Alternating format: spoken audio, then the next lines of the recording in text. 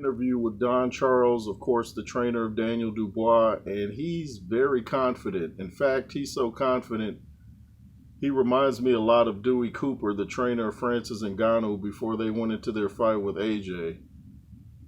I wouldn't say it's overconfidence because he knows AJ, and they're not taking AJ lightly. In fact, he said this would be Daniel Dubois' toughest fight, but he thinks that Daniel Dubois' will is stronger than AJ at this point.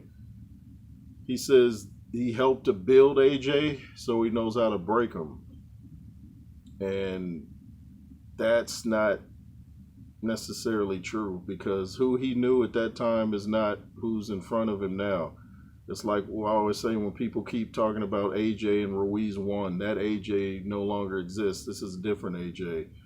And the Daniel Dubois that took the knee, that's not necessarily Daniel Dubois right now.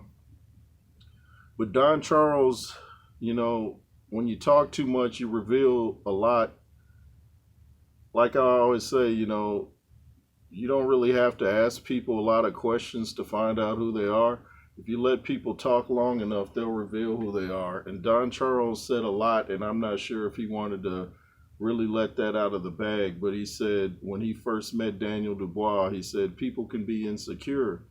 And he had to let him know, you can trust me. He said he told him, do you trust me? Or asked him, did you trust me? And he said Daniel Dubois didn't answer. So he said, look at me. Do you trust me? So he's revealing that Daniel Dubois was insecure. He talked about how Daniel's dad was a big part of his life and how I guess he incorporated him into their little team and their camp. And he helps Daniel Dubois during the fight because he used to drive him to fights when he was younger and stuff like that. So Daniel Dubois is making his dad a part of this camp, and that's what Eddie Hearn referred to in the face-off when he said, Dubois really has 3 trainers, and he named all the guys and Daniel's dad. So, he's part of the equation.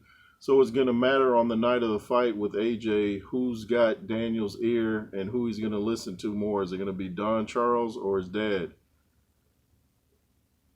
Whoever can bring it out of him, I guess, is who he should listen to. So only Daniel and that team would know who that person is. Don Charles just seems very confident in what Daniel Dubois is going to do on September 21st. He just seems to feel that this is their time. He feels that Usyk thing happened for a reason. He keeps saying that AJ and nobody saw this fight coming.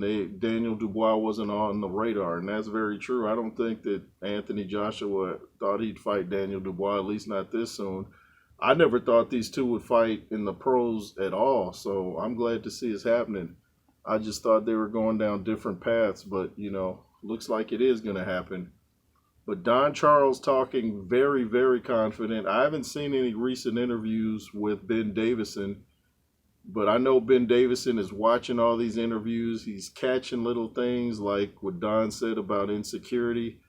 Now, I'm sure that Daniel Dubois is different because he's talking confident. He's saying a lot of things about this fight. He's doing a whole lot of talking for a guy that doesn't like to talk. So I'd love to hear what Ben Davison has to say about everything, but he's going to keep, a tight lip on little things he noticed. And I know he'll share them with AJ. And they're going to pick apart Daniel Dubois. This fight, to me, is going to be just like the Francis Ngannou Joshua fight in devastating fashion. Either Daniel gets knocked out, TKO, KO, or he quits. That's how I see this fight going. Joshua is still the bigger man in the ring and the harder puncher, the better jabber. Everyone keeps talking about what a great jab Daniel Dubois has. I just watched an interview with Kevin Lorena, and he was talking about there's no such thing as a good chin in the heavyweight division. He said a good chin is the chin that doesn't get hit. And that's true to a point, but there are certain guys that take better punches than others. So he said it was a 50-50 fight for him. He's never been in the ring with AJ, but he was saying that Dubois has a great jab. And he said it was annoying him when he fought Daniel Dubois. And he said a jab that annoys you is a good jab. So he had to think, what do I do? So he was coming up with things and catching. He said I had to figure out that jab, and then I caught him with a left hook, and that's what dropped Dubois. I believe Daniel did have a leg issue in that fight, though. But anyway, that's how I see this fight going, and